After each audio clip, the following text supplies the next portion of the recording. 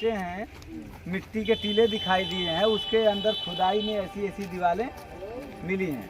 तो यह भी एक भीटा था। खोदने के बाद ये बुद्ध विहार पता लगा है। इसका गेट देखिए पूरब दिखाती है एकदम सीधा, और उधर जो है 3 कमरे हैं, बीच में वो बड़ा सा आंगन है। ये बुद्ध विहार है। इसमें पहले भिक्षु लोग जो घंटे जो हमारे हैं वही लोग रहते थे, पूजा से लेकर के शिक्षा तक ग्रहण करते थे, पढ़ते भी थे पढ़ाते भी, सारे काम थे। तो ये भी बुद्ध विहार है, वह भी बुद्ध विहार है। अब आप ये देखेंगे कि जहाँ भी भीटा की खुदाई हो रही है, कुछ न कुछ पुरानी संरचनाएं जो है उसके अंदर दबी हुई है। तो ये स्थल जो है, एक चीज आप गौर करें, कौशल देश की राजधानी, कौशल देश का नाम सुने हैं, अयोध्या देश का नाम सुने हैं, और काशी प्रदेश का, काशी देश का भी नाम सुने हैं, मगध देश का भी नाम सुने हैं, कपिलवस्तु का नाम सुने हैं, कल देख कर आए भी, कपिलवस्तु यूपी में भी है। इसके बाद पाटलिपुत्र, पटना, इस तरह एक एक देश था एक एक राजाओं का, है ना। तो पाटलिपुत्र सम्राट अशोक की राजधानी थी। उसी तरीके से ये प्रसेनजीत की राजधानी थी। क्या नाम था उस जमाने में? सहेट और महेट। अभी हम लोग महेट में घूम रहे हैं। हम लोग सहेट वो है जेतवन, हम लोग सहेट में घूम रहे हैं। वहाँ पर जो देखा है आपने कि अनाथ पिंडक का जो खजाना वाला जगह थी, है ना, वहाँ वो देखा है आपने, वो कच्ची कुटी के नाम से जानी जाती। उधर जाएंगे तो मिल जाएगा आपका अंगुलीमाल की गुफा मिल जाएगी। फिर ये बुद्ध विहार हो गया, वो बुद्ध विहार हो गया, द्वारा ही बनाया गया। बहुत दूर में वो भी पीछे दीवार मारा गया चारों तरफ। नहीं आचार्य एक विषय में और बताऊंगा। प्रसेनजीत की राजधानी है और चारों तरफ वो दीवारें हैं ऊंची ऊंची। तो मेरी बात आप सुने जी।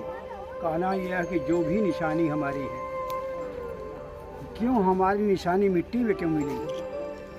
विषय है जितनी भी निशानियां हमारी है, नालंदा विश्वविद्यालय जो 9 मंजिला ऊंचा है, वो भी ज़मीन के अंदर था, मिट्टी के अंदर था। और अंग्रेज हमारे देश में जब आए, तो आने के बाद उसकी खुदाई कराए। कौन अंग्रेज था उसका नाम बताइए हमको। कनिंघम रहे हाँ,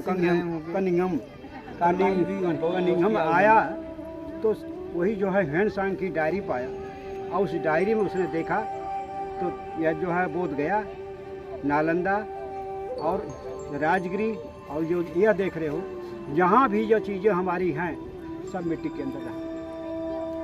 और फिर पुनः जो है हमको फिर मिट्टी में मिलाने का प्रयास किया जा रहा है। जागो, नहीं तो फिर वही दुनिया से हमको जाना है।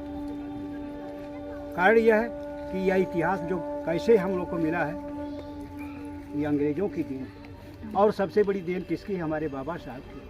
आज हम लोग को ज्ञान नहीं होता, हम लोग की चेतना नहीं आई थी, हम लोग जाने नहीं होते, तो हम लोग क्यों जाते यहीं कहीं कहीं पर जाती हैं हमारी बहनें और माताएं और लड़कियाँ, अरे लोग ईंटा दिखाल के ले जाते हैं। अरे भाई सोचो कि यह ईंटा क्या है? ये शिक्षा दे रहा है कि हमारा पुराना इतिहास यह है।